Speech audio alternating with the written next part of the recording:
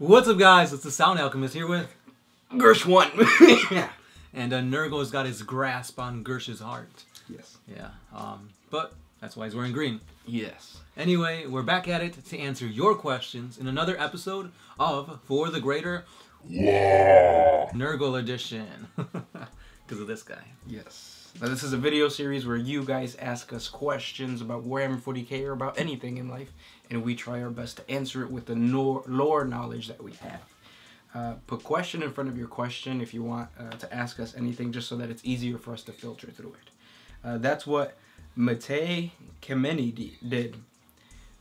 He says, can Sisters of Battle have sex and get pregnant? Good question. It's a question that has boggled our minds for millennia, because we all have those fantasies. But the answer is, so they're like nuns, right? Space nuns. Mm-hmm. They've basically forbid themselves from dealing with any man unless it is the emperor. Right. But not in that way. So yeah, they technically they can, but it's not something that they will do. Right. And it's to the benefit of not only them, but I guess society, because you have to remember that, like, the Sisters of Silence, they're blanks. Right. So if a blank has a child, is that child going to be a blank as well? So it's kind of like some Jedi type shit, where, like, Jedis aren't supposed to breed because their child will be also a Jedi. Right. I mean, look at Anakin. Right. Yeah. So it's kind of the same situation. But good question. Yeah. This next one is by Barlow Tardy. I met an attractive girl who's into 40K. Is this a cunning trap set by the ruinous powers? Should I smash anyway? Well, let me teach you something that I learned a long time ago. It's the concept of the smash and grab. So yes, you should smash, but then you have to grab. And by grab, I mean her army and run out of there. That's right. Because you cannot enter into a relationship with a girl or a woman that likes 40K. Because that's a commodity that's extremely sought after. And trust me, Warhammer players cannot put up with that. Not at all. So just smash and grab. That is a very well taught tactic by the orcs. So, how would a Tau handle it? Tau would basically go in there diplomatically. Basically wear your leather coat, have your hair slick back, and be like, hey girl, want to join my greater good? And then she'll be like, yo, what? And then you'll be like, my greater good. And then basically just show her your fish penis. And you're good. And it's really about the smell, not the form. That's right. Motion of the ocean. There you go. That riptide. Next question. Oh, we got a question by an Astartes. This guy is Vulcan Heastan. What? That's right. Vulcan's asking us questions. Are you gonna come back? Let us ask you questions. Right. That's the real question here, man. But he asks, is this the end of the High Lords of Terra? No. No, not at all. Especially because they came out with that book. The Agents of Imperium? Yeah. Which I don't think they would get rid of the High Lords of Terra, but it is a really good jump-off point to bring friction between the Astartes and humankind. Yeah, because they're kind of keeping everything together, even though if it's more for their benefit, but they're a necessary evil, so to speak. And yet again, we get blessed by another Astarte, an angry Marine. Ooh. He asks, how many licks does it take to get to the center of a heretic Tootsie Pop? The world may never know. Because you do like that. 1, 2, 3, crunch. Never get to it, man. They always crunch after 3. Next one.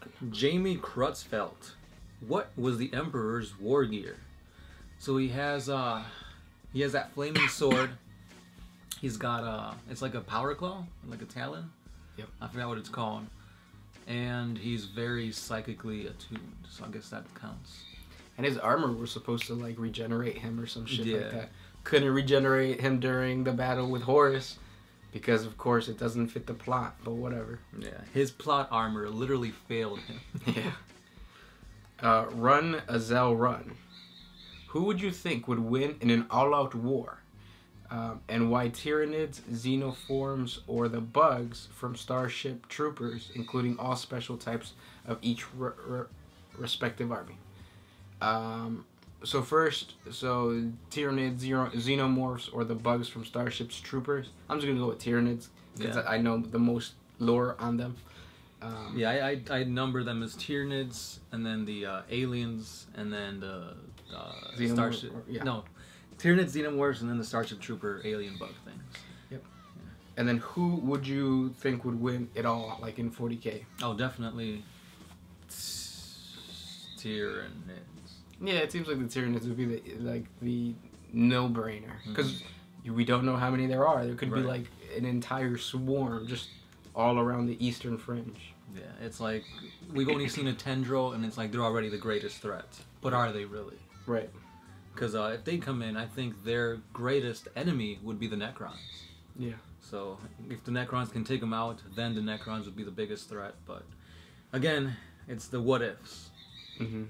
A. Wolfenstein. Can the Custodes fall to chaos? As far as I know, they are incorruptible, and none have fallen in like the past 10,000 years or something like that. So they're kind of OP in that form. They're like Grey Knights. There you go, but better, supposedly. Uninspired Rambler. Why is humanity so incompetent? Humanity manages to build a galactic empire with greater technological advancements before the Emperor's coming, or the creation of any space marines. And yet, even with the backing of near divine superhumans, they can't get shit done at all. The fuck? So back to the dark age of technology. So this was before the Emperor, before Space Marines. The reason that they fell, number one, the AI, the Men of Iron. They attacked. Basically, our technology hurt us. That's right. And then the second thing is the warp storms that came in and devastated. Right. And then another thing is humanity in itself is flawed. We tend to learn by our mistakes. So we're going to rise, but we're going to stumble on our way there. And that's what makes us human. The ability to rise over everything. We've overcome the dark age of technology. We've overcome, or not the dark age, the strife. Age of Strife. Age of Strife. We've overcome the Men of Iron and all that stuff. So humanity can do it. It's just not going to be easy. So that's why it looks like, oh, why aren't the humans so much stronger? Why do they got to rely on Space Marines? Look at the Astra Militarum. They are the biggest force that humankind has. So, Yeah. And not to mention, the warp is getting worse and worse. Yeah, that's true. So, that's another thing. Yeah. Carl's, there seems to be two opinions about Nurgle. One, that he is the oldest Chaos God. And two, that he was created during the Earth's Middle Age when the Black Death decimated Europe. You guys said that he is the oldest, but is that really true? Thank you and love you guys' work. Yes, all the codexes, all the articles that I've read say that he is the first. A lot of people say, oh, Korn was the first, because there's like an obscure post or whatever. I think it would make more sense that sickness came first. Right. Because like, if you like break it down to like life and biological, like if you bring it down to the very smallest biological like organisms, they're more likely to die of illness or of not working properly, like a cell, than actually a cell fighting another cell. So that means that first came Nurgle, because that cell developed some type of mutation or was sick in some way. Right. But then I guess you can make the argument that whatever made that cell sick is actually attacking it. But I was gonna say that. But you know what? It's like, what came first, Nurgle or Korn, chicken or the egg? Well, in that situation, it's the egg, though. Because a chicken is not a chicken. A chicken is like a breed of two different birds. So first came the egg and then the chicken. So the two parents created a chicken egg. Chicken was born. There you go, guys. Evolution via Nurgly Gersh. Yes. Or is that just Nurgle talking, or? Yeah. Next question. You going? Yeah. Gad Yarviv. You said that the Astronomicon is the reason that the Emperor can't regenerate in his golden throne. If the Golden Throne was disconnected from the Astronomicon, could the Emperor regenerate and wake up like Gilliman did, and potentially finish his Webway project, thus making warp travel and the Astronomicon irrelevant? So there's a lot of bad things that would happen if that happened. Number one, the Emperor wouldn't like recover like that. It would take a long time. Right. And if you shut off the Astronomicon, you're basically putting everybody in the dark. Mm-hmm. Think of the Astronomicon as a lighthouse. It guides, basically ships, warships, supply ships. Basically, the main way of getting stuff to where it needs to be for humankind and the Imperium is shut off. So that's going to greatly reduce everything. People are going to starve to death. People are going to die because there's going to be fighting and whatnot. There's going to be fighting within the Imperium because the supplies are not there. The manpower isn't there. It's going to make things a whole lot worse. Maybe to the point where if the Emperor does revive and finishes his warp, or webway, who's going to be left to even benefit from that? Exactly. It's going to be another Age of Strife. Right. Yeah. I have a question from Roar Jody. The Emperor of Mankind pushed for humanity to abandon religion and instead pursue science and objective truth. But wasn't the Emperor only able to exist because spirituality and mystical pursuits of the Neolithic shamans were allowed to exist? So I think this is where the information of the warp as seen as magic or non-existent is kind of weird, because we see the warp power as magic, but no, there's a science behind the warp. It's a science that we don't understand yet, but other civilizations have understood it a little bit better, like the old ones. But it's only through the pursuit of science that we can uncover the truth about the universe. Whereas with religion, they're giving you a false sense of truth. They talk about the warp, and they worship them, but it's the emotion that isn't like magic. Your emotions aren't magical. Your emotions have an imprint in the warp that's scientific, not magical. Right. Does that make sense? Hopefully. Next question. Jinxing Jonah. Sounds like a band. What would happen if the presence of the warp and psychers were discovered in our lifetime? P.S. Love your videos. They made me fall in love with 40K all over again. Yes. Thank you for letting us know that. No, we love you too. So, smash and grab. So what's the question? What would happen if psychers in the warp became known to us, right now? Oh, that'd be amazing. Because then that means that I was actually watching a talk with Neil deGrasse Tyson, and how he was saying that Monsters Inc. got it right, where they have the doors where you open the door and you enter into the little kid's room. That's a fourth dimensional portal. So if we found the warp itself could be a way to enter another dimension, the fourth dimension, and exit back into our third dimension. So it's just another layer of space and time. So there you go. Neil Tyson deGrasse has officially found the warp. Yep, that's why my theory is that he is the Emperor of Mankind. Ooh. So would that make Bill Nye like his Malkador? Yep. Bill Nye the science guy. Bill Nye the hero. Yeah. Next question. You got one? Yeah, I got one. A. Wolfenstein. Whatever happened to the Space Marines created from the genes of the Lost Primarchs? I read that they were merged into other legions.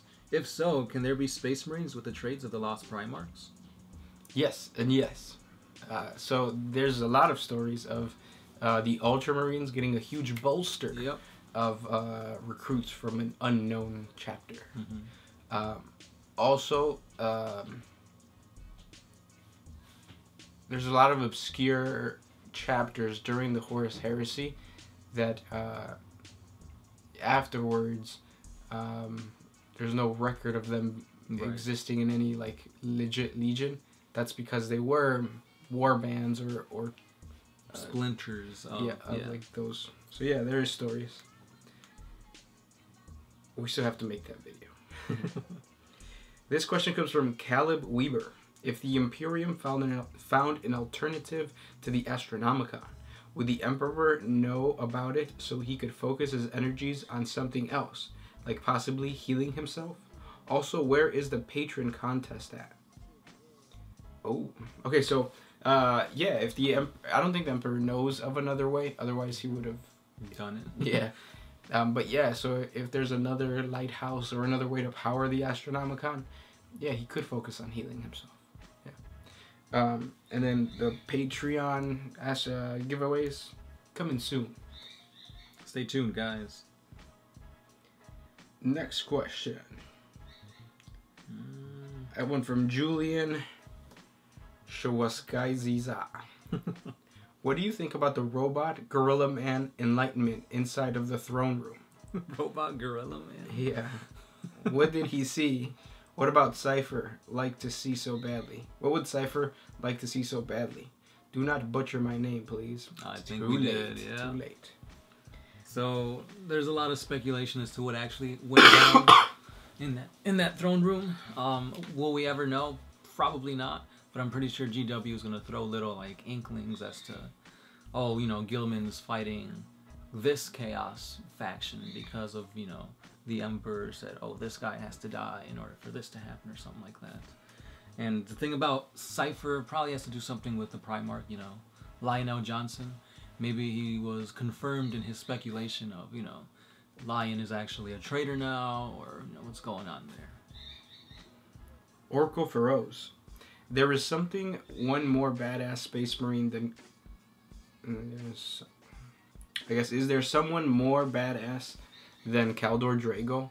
The Grandpa even appeared in the End of Times of Warhammer Fantasy. Forge a sword from Chaos Weapons with his mind, and even more incredibly, he resisted the demonettes of Slanesh, who tried to rape him. Is there anybody more badass than Drago? No. Yeah. Maybe Gilliman? Next question. This one is by... Oh, I don't know why I struggled. Pink Diamond. Could any of the Primarchs reproduce? I'm asking this question because they were created differently than Space Marines. Right. No. It's like a superhuman being, and I don't think the Emperor's intention was for them to reproduce. Right. So you got to look at the initial reason why they were created. It wasn't to reproduce, it was just to maintain. And if he wanted them to reproduce, he would have shortened their lifespan. Yeah. Matthew Slate. Love this channel. Keep up the awesome work. My question is about the news from GW that Phalodon, the unless, useless maybe, is getting buffered, and some hints to new abilities that will come with him. What do you think this new version will be like, and what skills do you think he will have? So there's a lot of really good news about that GW is posting. So like we got a Land Raider, right? Mm-hmm. Information of a Land Raider. We got information that a 2,000 point game is going to be about 2 hours or so. Awesome. Love to hear that. But as far as Phalodon, yeah, I think actually I don't know his model that well right now. So yeah, as far as I know, his model's really, really old. I want to say 5th edition, maybe older than that. But basically, they put out a little. They're doing these little army spotlight things. So they did talk about chaos, and they did say that Abaddon was gonna be. They didn't say buffed, but he was gonna be made into a more respectable figure. Like he's now gonna be that badass that he is in the lore, as well as the rest of the Chaos army. So that is coming, and he will be getting some new stuff. They just haven't said what exactly. Yeah. And those were the questions for this week. Thank you guys so much for sending them our way. If you want to help me get better, please help us out on Patreon. A simple $1 a month helps me buy Tylenol. Do you take Tylenol for a sore throat? I don't know. I'll figure it out. Yeah. Anyway, guys, hit us up on all the other social media sites, Patreon, Instagram, Twitter, Facebook, for more 40K content. We'll catch you next time. Hopefully this guy is better, but, you know, Nurgle is one tough dude. As always, I'm the Sound Alchemist. Gershwood. We're One Mind Syndicate, and we're out of here.